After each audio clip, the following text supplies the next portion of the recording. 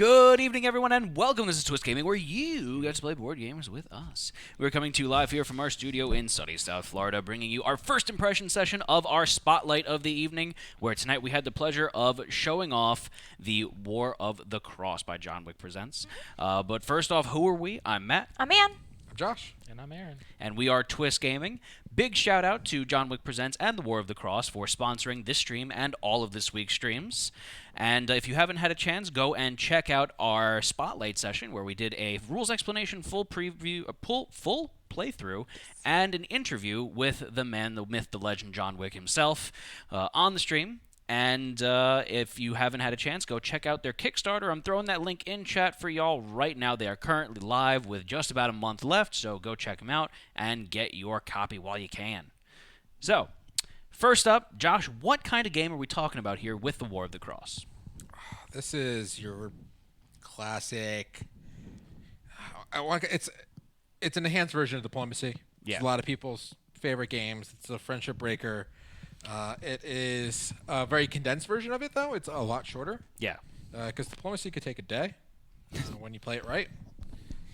I'd also like to point out that instead of this game being a friendship breaker, we really learned about the power of the friendship, the magic and the love. This isn't My Little Pony, Ann. Sounds more like Care Bears. So this is a game resolved very much on making and breaking alliances. Yeah. So we are in this fictional world of Thea. We are It's part of the Seven Seas. Seven Seas. Universe, which is what John Wick Presents is known for, is their RPGs of Seven Seas. This is kind of got that diplomacy. There's also a lot of cool, unique player abilities Right. that come along with it. Each country kind of plays a little bit different, and each country has heroes that play different as well. And as John liked to say, each hero and country breaks a rule of the game. It kind of does their own thing. So it's very cool in that way.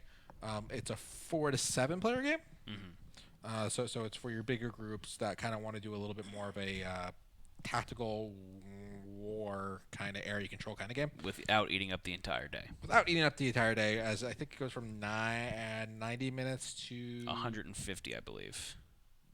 2.5 hours. I think it's like 2.5 hours. Which would be 150 minutes. Just let him go. Just let him have it. I don't know. I'm converting people's math for them.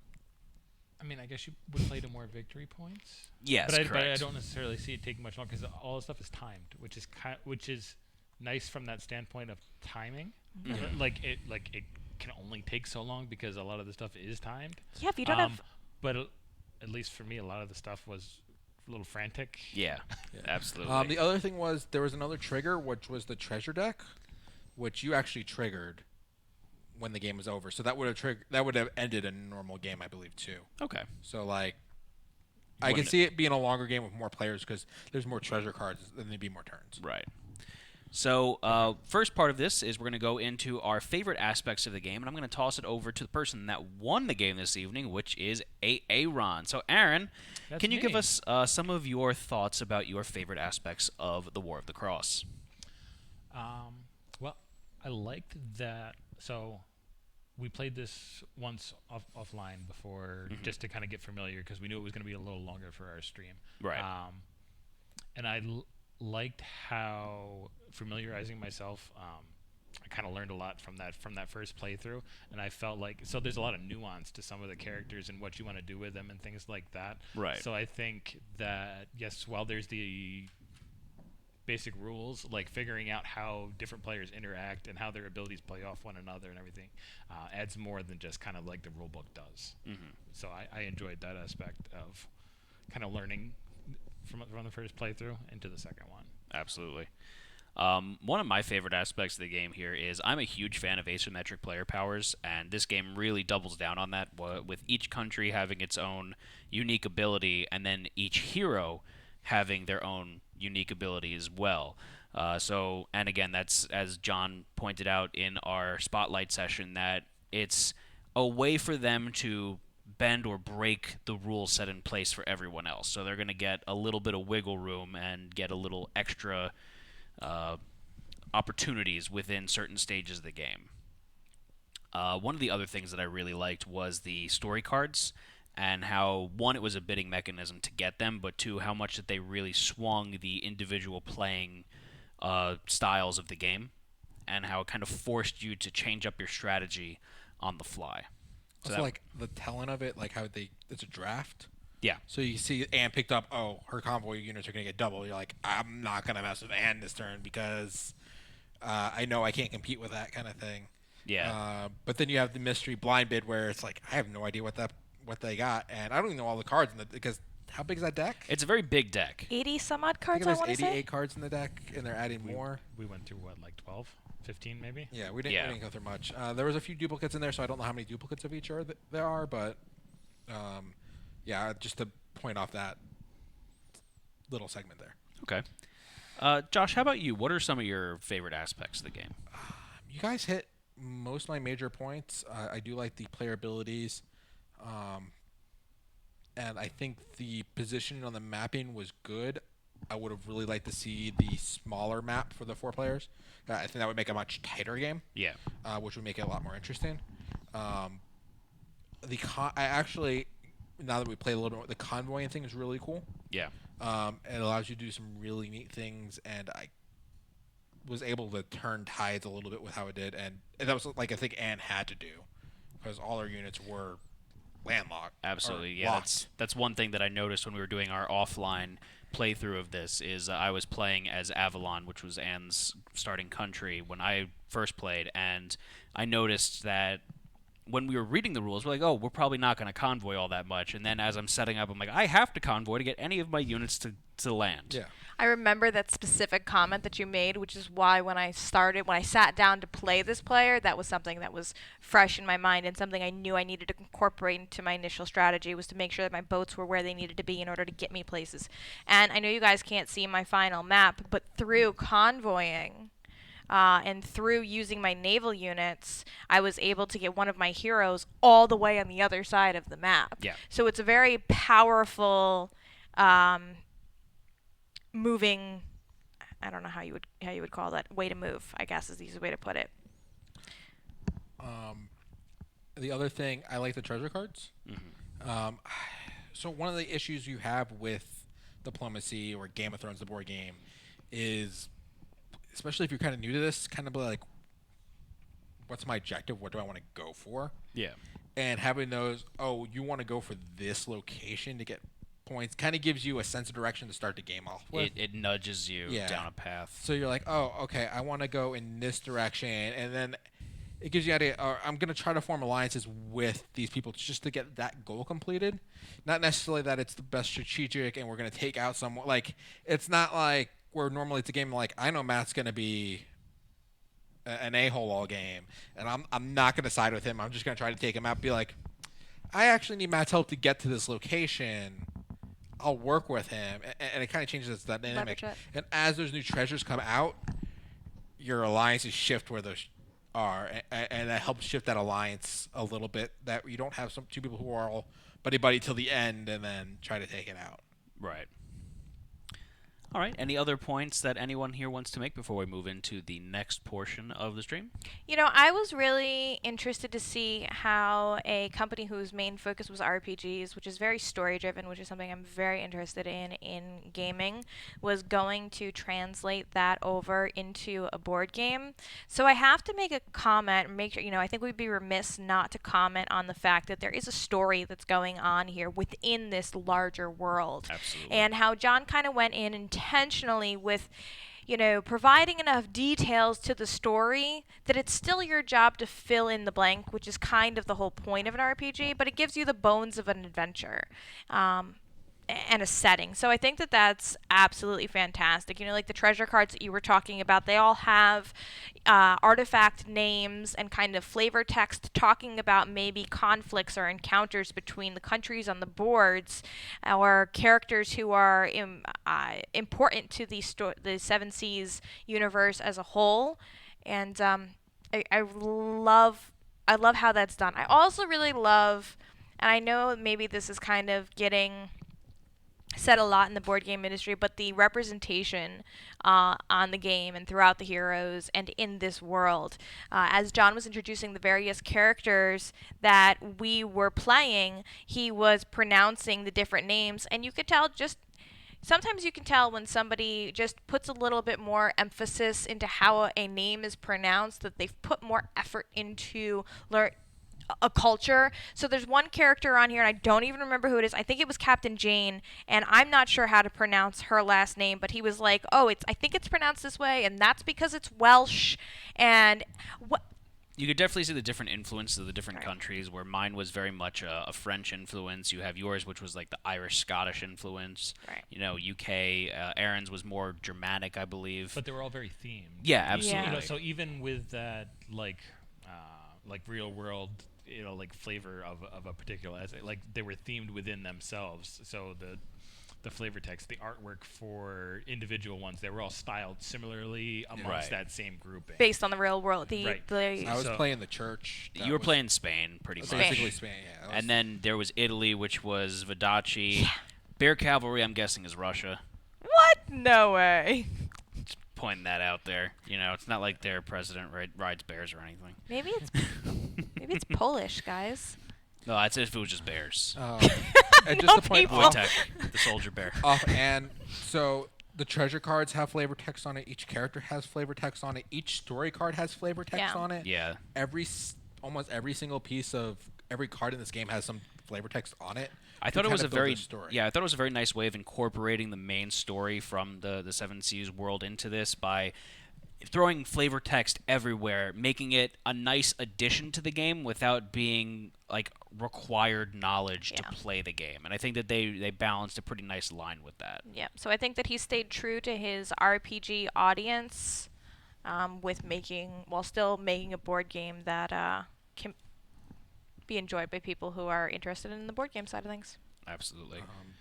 The other thing this is normally what Anne brings up. I'm gonna bring it up. The art is super nice. Yeah, it's really pretty. Yeah. It's absolutely gorgeous. And the miniatures on the Kickstarter, Yeah. the previews, they look really fantastic. And like something as the Kickstarter that we don't have. So these actual treasure cards, Matt, you throw that. They all have like placeholder art from the Kickstarter. You see, they all have unique art. They actually do a better job of actually pointing out locations on them. There's a little map in the background highlighting where the spot is, Oh, that would be sight. which is something we had trouble with, but on the Kickstarter version that they changed that. It's a zoomed in version of the map, but it makes it pretty easy to figure out where it is on the map to do it. So that's that. All the story cards, we all have a place. Take a story card. Any of them. They all have the same piece of art on here, but on the final copy, it looks like all the cards are going to have unique art. Oh, that's So nice. a lot of unique art Yeah.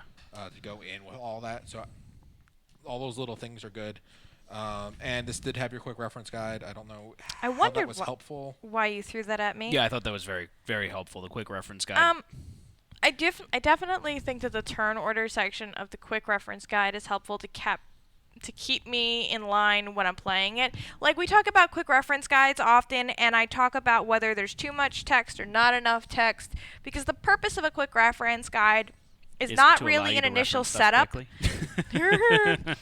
It's so that when I forget what I'm doing in a game that has 10 steps, I can look at this quickly and be like, oh, we're on this step. Yeah. And it provides me enough information on what we're supposed to be doing without being overpowering. The other cool thing about the quick reference guide is for the initial setup side, they used this right-hand side here to tell you where you're supposed to set up all your people, and it kind of gives you a zoomed-in picture of your country. I didn't realize it named the Navy and the Army you have. Yeah. We'll talk about that. The only thing we'll touch on a little bit is that for Avalon, where you have two heroes, it lists hero in which country or which city you can put it on, but it doesn't tell you which hero you're supposed to put on which city. But that, I guess, it's not a big deal. Like, And I'm assuming leaves it open. with the future heroes that are coming out. If you don't play with those two Oh. heroes, you can kind of yeah, That's why set it up just however you says want. That's hero. why it just, it was just hero the here. Yeah, Yeah. That's a good point. So jumping into the second portion here, it's going to be our constructive criticisms, where we will give some input as to what aspects of the game we would alter or tweak if we were given the opportunity to enhance our personal enjoyment for it. I just want to point out that we are playing with a prototype, so some stuff we say may or may not hold true to the final production. Yeah. And a lot of this stuff is hopefully just to make final production a little bit better, hopefully, of stuff they might have not picked up. Yeah. So one of the main aspects here that I want to touch on is the actual military unit tokens here. And again, this is something that might change on the final production version, but this is something that screwed me up in this game towards the tail end, and I'll touch on that more in just a second. But this is, for example, Avalon's 2 units. One is the Navy. naval unit. The other one is the Army unit. So that being the Navy, that being the Army, it's got a cannon. This one's got the ships on it. When you pay attention to them, you can identify which is which, but it takes a little bit of effort to make sense of what's what. And there's a lot going on the board. I'm going to switch over to the board here for just a second. So you can see that there's quite a number of tokens on the board, and as you play with more players, it's going to get much, much more crowded. And as they get further away from you, Yeah. they become a little more difficult. So what I realized towards the tail end of the game is that I needed to start infiltrating Josh's territory. And that's when I noticed that all of my coastal units were Army units. And when I was building units, I was building Army units and not Navy units, and I wasn't paying attention to what was there. So, and then I couldn't build any additional units, so I kind of screwed myself up there and pigeonholed myself the last few rounds, where I was just basically sitting in my home turf defending it because I couldn't make any additional movements out. I want to make one comment about these units that we don't have Vidachi. Could you put those up with Avalon's? Yeah. So I see where some effort was made in order to help oh, there's Vidachi. So that's Vidachi. To differentiate between the units. And again, this is Kickstarter, and this is not final. And I know we talked about a lot of the unique art on the treasure cards and a lot of the unique art on the story cards. With the exception of the letters on there. That is Avalon, Vidachi, and Eisen. And when you have these small tokens and they're halfway across the board, these colors, I'm not colorblind. That's colorblind. I can't tell. Vidachi and Eisen look identical to me. So I see what they were doing to try and help differentiate between the Army and the Navy, where the Army has the 4 blocks and the Navy has, it's half and half, and that's cool. They've put a little more effort into the differentiation between the tokens so you can see them across the board. But the colors are, the letter's not enough. The one small letter, I think that the graphic design of these tokens needs to be reworked. So, make a note on this. The original Kickstarter, these were actually all going to be minis. They had little horse minis and little boat minis. Okay. They're all each a color for each army. That would be amazing. So but they changed the cost tokens, would be. but the cost was extremely high. And people Astronomical. were that. I think if they could keep the cardboard cutout, but do like a boat shape and a cannon shape or something like that. But I think the colors are still an issue, And even on that you base. could also make the colored boats a little bit, but it would help with that issue of being able to tell the difference between units quicker. I would like to see the crest. I feel like the crest is carried over in a lot of the places. Yeah. And I feel like even with you, like I didn't even consider asking you if you could tell the difference between Vidachi and Avalon, because the crest is so apparent in so many places that I knew that you'd be able to tell from the pattern what was what. Yeah. So, I think different shapes, and if they were maybe color, and actually the crest would be a great little. Yeah, the crests are all very, very unique from And each they're other. gorgeous. Yeah, and even on the smaller scale of the map control tokens, while these are a little on the, they were still a little bit of a pain just because of their size. They were still fairly unique enough that from a distance you can tell who's got what control on the board. Yeah. So that was a big thing. One other thing I want to touch on, I don't mean to bogart this, was I really don't like the text on the board.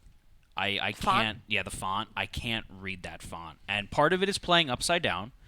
But not the main territory font, but the individual location font is extremely hard for me to read. I don't know if it's just like it's a combination of unique long names with a very scriptic font. I get I get the feel that it's supposed to be going for. It's supposed to be. It kind of gives me that Tolkien-ish map feel. Right.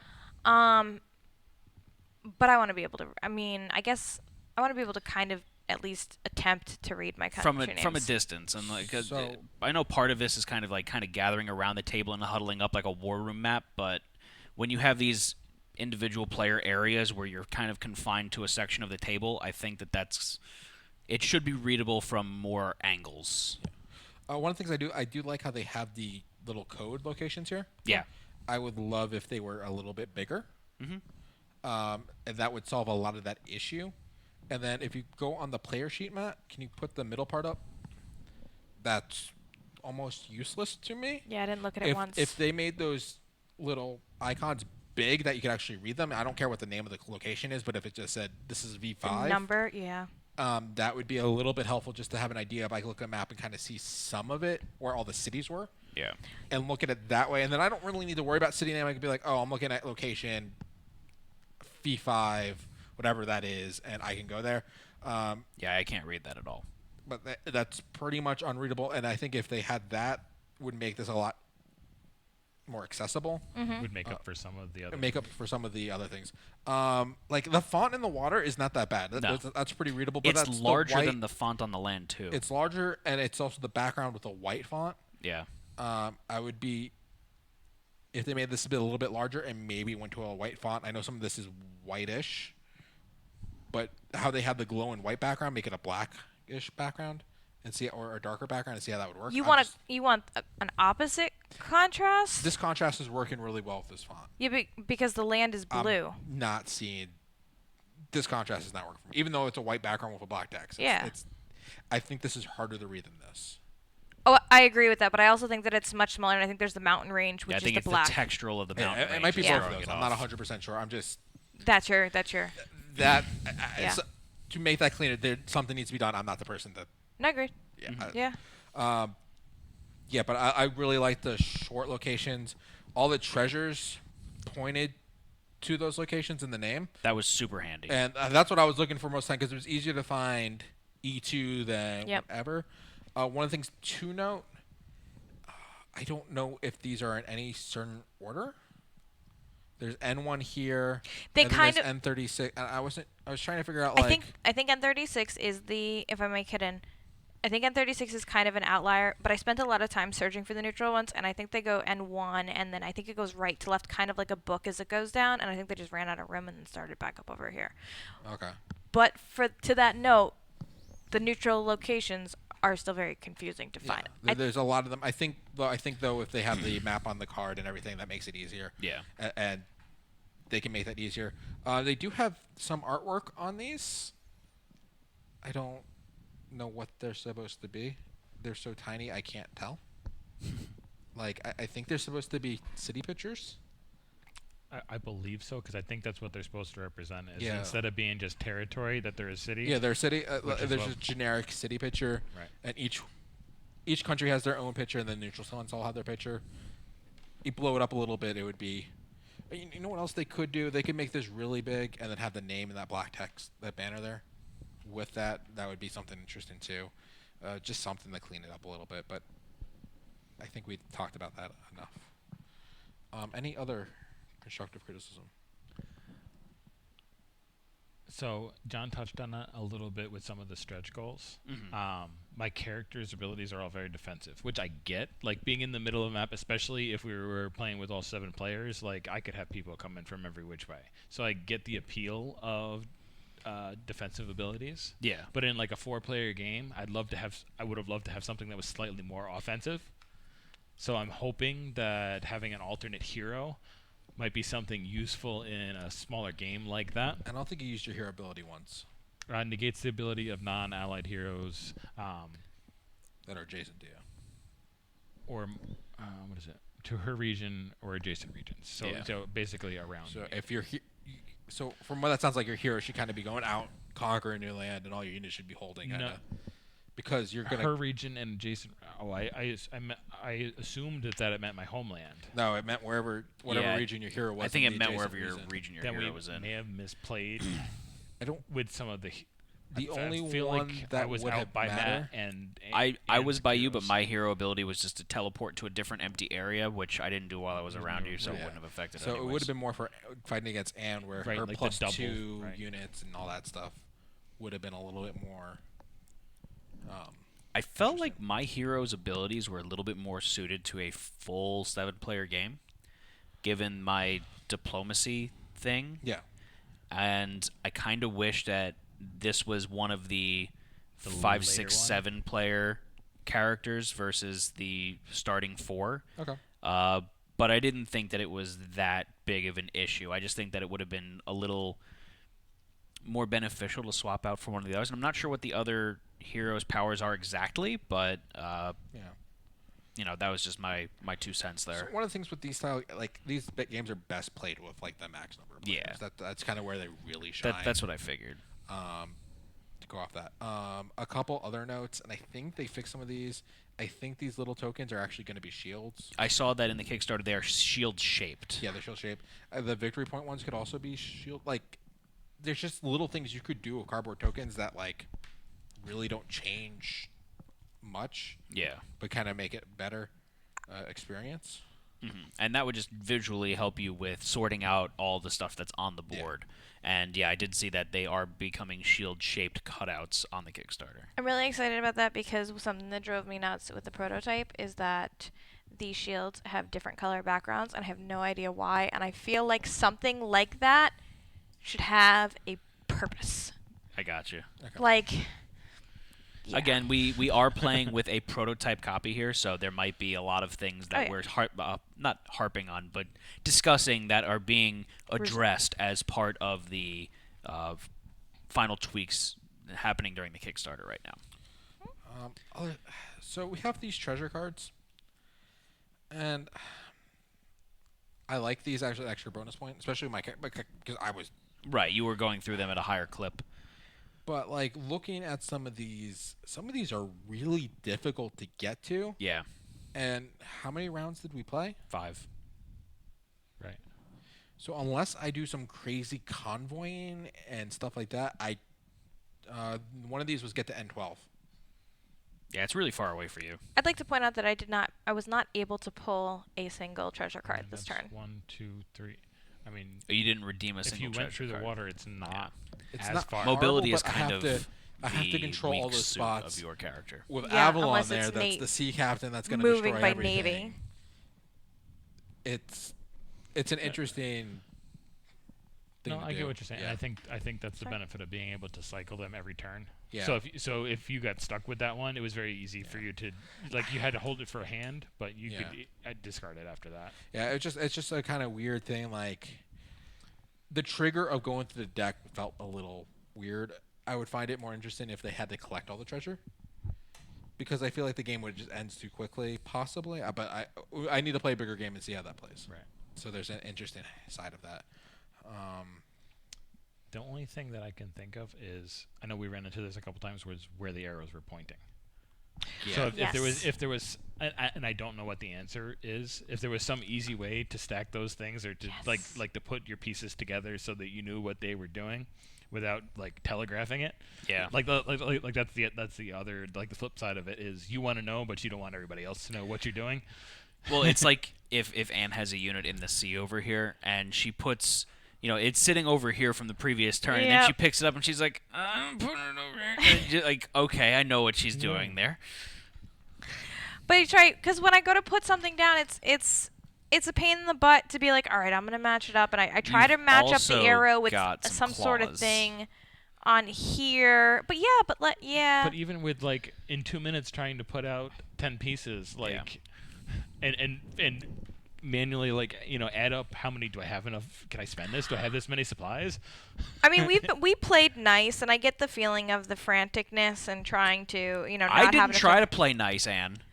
But if I could see, like, if we took up one of our tokens and like the arrow moved, our play group would say, "All right, that's fine. You can move it back. We know that the token moved." But I could imagine other player groups being like, "No, that's where the your part of arrow's planning. going." Yeah, you suck. You revealed your token wrong. Yeah. All right. Any other input, criticisms, constructive criticisms? I think that's pretty much everything. Okay, let's move into the most important question of the evening of would you play this game again? I'm going to start it on the far end of the table. Aaron, would you play the War of the Cross again? I would play again in the right. I wouldn't play this late. This is super late for me. I'm an old man. So by like this time of the day, my brain isn't working as I well. got you, and especially everything after like a day of work.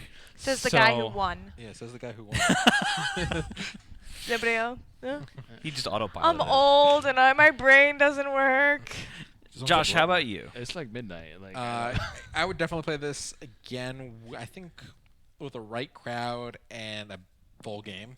The Okay. chaoticness of it. I probably wouldn't do a 4-player again unless we did it on the smaller map. I think that kind of Would confine things to make the game a little bit less run into the empty space and collect some stuff. that's one of the issues with Eisen just kind of going up in this area here, and the only person that can actually really do anything is Avalon. Yeah. And if Avalon's aligning with Eisen, then Yeah. it doesn't matter. All right. And how about you? I would. I think that I enjoyed playing this game more the second time than I did enjoy playing it the first time. And I'd be interested in playing a different country and see how that plays. So for me, contrary to what you guys probably believe, this is not my style of game. I would be very interested to try this with a full group of people, the full 7-player version of the game. I think that would be interesting because I do see that there's some issues with the smaller game. I probably wouldn't pick it up for the smaller game again, but I'd be interested to try it for the larger one, and just getting a few more plays under my belt would probably enhance my enjoyment, since there is quite a bit of different mechanisms at play here. Since you two guys actually got to play as different characters, how do you feel the two games played differently? Like, does that help you want to play more, or? So I liked them and I disliked them for different reasons. Yeah. So for Avalon, I really loved the ability. I loved the 2-hero thing. Yeah. And I love the motivation of those 2 heroes was to conquer. Yeah. Them being so isolated and starved for resources really got under my skin. And yeah, Montaigne, I liked the placement. However, one, I screwed myself up with my playstyle, as I did with Avalon the first time around, so I need to adjust to the characters. But two, I felt like the skill set more complemented a larger player game, so I thought that I was maybe... The player ability was a little lackluster in a 4-player game. Two parts, just going off that, you got to do that, and we kind of played nice and did a lot of alliances. But the other thing is you picked up that, you're doing alliance with me card, and I could do 2 alliances, so I'm just going to alliance with 2/3 of the other players, and I only have one opponent, which might be the one opponent that's on the other side of the map. So And I enjoyed doing that on that Yeah. one turn. I thought that was cool, but otherwise I felt like my ability wasn't really used that much. So... I have to tell you that I kind of felt that I do enjoy the 2 heroes for Avalon as well, but I'm kind of in the same boat with you, as I feel that the hero's ability wasn't utilized as much, because the second that you've got 2 units against a hero, as I quickly learned, like, it doesn't matter that Angus is got, +2 supply for his punch. If you put 2 against 1, I'm done. Thematically, it's the crafty, Highland character that's running in and picking off the individual units, but an organized military force is going to take him out. He's kind of berserker. Yeah. So, I mean, and I get that. I enjoyed playing it more this time. I was fortunate enough to have, I think I more closely studied you and your play style last game while I was playing Vidachi, that I felt prepared when I came in to play this character, where maybe you didn't have that same advantage from last game. I mean, I got to see Stephanie play as Montaigne, but I think that she suffered from the same thing that I did, where the player, and she had made a comment as well, that she thought that the player ability for Montaigne wasn't as nicely suited to the game as some of the other ones that were in play. I would definitely go back now and play Vidachi again, now that I have better comfort level with the game. It makes me want to play it more and try out the different play styles.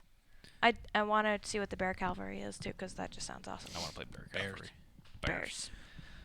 All right. Any other comments, folks? No, sir. All right. So thank all of you for joining us this evening. This was our first impression session of the War of the Cross by John Wick Presents, currently live on Kickstarter right now. Throwing that link up in chat. And again, if you haven't had the opportunity to watch our spotlight session, go back, watch it on video on demand. We had a ton of fun playing it, and Aaron kicked my butt. With that, we would like to do one last shout out to John Wick Presents for sponsoring this stream and all of this week's streams with War of the Cross. And signing off for now, this is Twist Gaming. I'm Matt. I'm Ann. Josh. And I'm Aaron. Good night, folks. Good night.